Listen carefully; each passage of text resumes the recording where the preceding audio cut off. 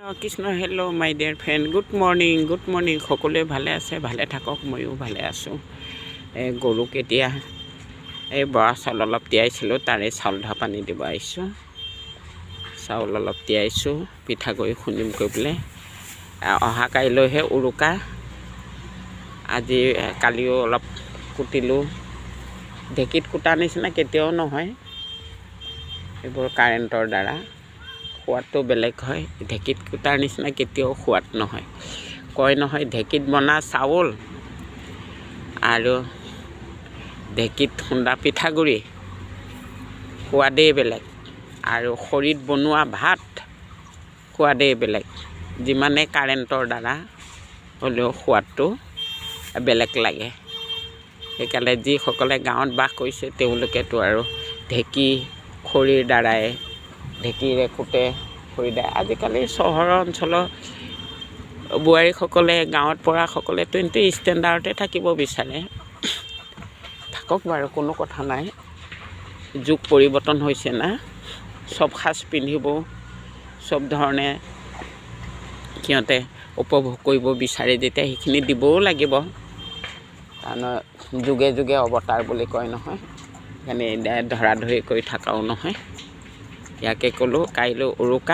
উৰুকাৰ দিনা আপোনালোকে ক'ত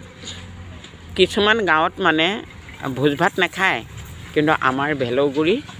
হোজাই ডিষ্ট্ৰিক্টৰ ভেলৌগুৰিত এখন কছাৰী গাঁও আছে আমাৰ প্ৰত্যেক বছৰেই আমাৰ গাঁৱৰ ৰাইজে একত্ৰিত হৈ ভোজ ভাত আয়োজন কৰে আৰু পিছদিনাখন গোটেই ৰাতিটো তেওঁলোকে থাকে ল'ৰাবোৰে আৰু ৰাতিপুৱা জ্যেষ্ঠ লোকসকল গৈ অগ্নি দেৱতাক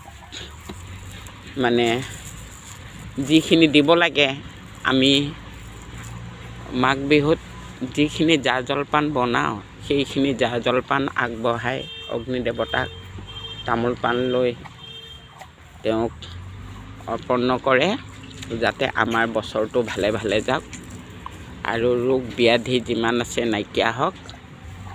বুলি সকলো ল'ৰা বয়োজ্যেষ্ঠ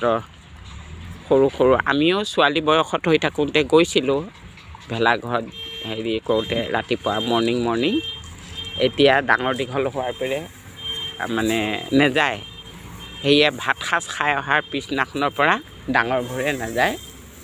আৰু সৰু ল'ৰা ছোৱালী বয়োজ্যেষ্ঠসকলে গৈ অগ্নি দেৱতাক গা পা ধুই পূজা কৰে গোটেই বছৰটো আমাৰ শৰীৰৰ পৰা যিমান ৰোগ ব্যাধি আছে সকলো নিৰাময় কৰি আৰু ভালে কুশলে বছৰটো যাক বুলি আয় উন্নতি হওক বুলি অগ্নি দেৱতাৰ ওপৰত অৰ্পণ কৰে যিমান পিঠা পৰমাণু বনাই এভাগ দিয়ে সেয়ে নিয়মটো কৰে কাৰ জেগাত তেনেকুৱা কৰে ক'ব নোৱাৰোঁ আমাৰ ভেলৌগুৰি কছাৰী গাঁও হোজাই ডিষ্ট্ৰিক্টত এখন কছাৰী গাঁও আছে আমি সৰুৰ পৰা দেখি আহিছোঁ সেইকাৰণে জানো আৰু মোক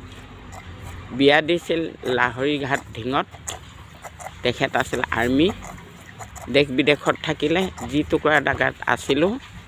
মানে বানপানী কবলত পৰাৰ সকলে কছাৰীসকলে সেইখন গাঁও উঠি অ'ত এঘৰ দুঘৰ য'ত যেনেকৈ মাটি লৈছে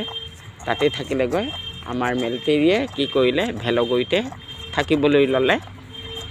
মাটিৰ সম্পত্তি চব এৰি দিলে তাতে এতিয়াও আছে কোৱা শুনিছোঁ নামবোৰ এতিয়াও ওলাব কিন্তু আমাৰ মিলিটেৰী আহি ভেলৌগুৰিত থাকিলে এতিয়া মই গাঁৱৰে জীয়াৰী আৰু বোৱাৰী হিচাপে নধৰাই সেইকাৰণে মোৰ ভেলৌগুৰি কছাৰী গাঁওখন অতি প্ৰিয় অসমবাসী আৰু বিশ্ববাসী ৰাইজক কৈছোঁ আৰু সকলোকে মোৰ ফালৰ পৰা মাঘ বিহুৰ শুভেচ্ছা জ্ঞাপন কৰিলোঁ আৰু ময়ো ভালে আছোঁ আপোনালোকেও ভালে ভালে থাকক ইয়াকে কৈ মোৰ ভিডিঅ'টো ইমানতে সামৰণি মাৰিলোঁ এয়া চাওক এতিয়া tata bye bye thank you Krishna